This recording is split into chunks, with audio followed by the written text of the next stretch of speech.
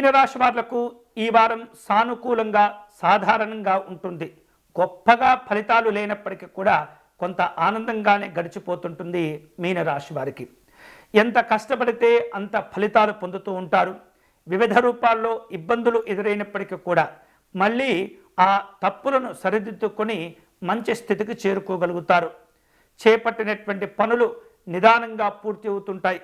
ప్రయోజనాలు కూడా కొంత ఆలస్యంగా వస్తూ ఉంటాయి. అయినప్పటికీ కూడా కొంత తృప్తిని పొందుతూ ఉంటారు.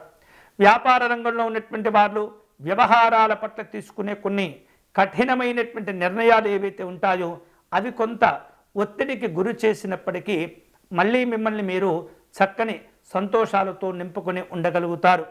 ఈ వారం మీరు చేపట్టేటటువంటి పనుల్లో నిర్లక్ష్యాలు లేకుండా, ఏమాత్రం కూడా అలసత్వం లేకుండా, నిర్లక్ష్యంగా వ్యవహరించకుండా కనుక అన్ని పనుల్లో మీరు పనిచేస్తున్నట్లయితే కనుక చక్కని అవకాశాలు కూడా మీరు సద్వినియోగం చేసుకోగలుగుతారు. శుభ కార్యక్రమాలు నిర్వహించటంలో, వాటిని ముందుకు తీసుకువెళ్ళటంలో పెద్దవారి యొక్క సలహాలు సూచనలు మీకు చక్కగా ఉపయోగపడుతుంటాయి.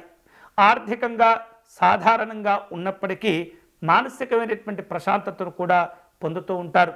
ఎప్పటి నుంచో ఎదురు చూస్తున్నటువంటి వివాహ ప్రయత్నాలు చేసేటటువంటి వాళ్లకు ఈ వారమంతా కూడా అనుకూలంగా ఉండేటటువంటి పరిస్థితులు ఉంటుంటాయి. మీ ప్రయత్నాలను ఆలస్యం చేయకుండా ముందుకు తీసుకువెళ్ళేటటువంటి ప్రయత్నం చేయండి. గతంలో చేపట్టి ఆగిపోయినటువంటి పనులు ఏవైతే ఉంటాయో తిరిగి వాటిని చక్కగా అనుకూలంగా ప్రారంభించుకొని ఆశించిన స్థాయిలో ప్రయోజనాలు పొందుతుంటారు.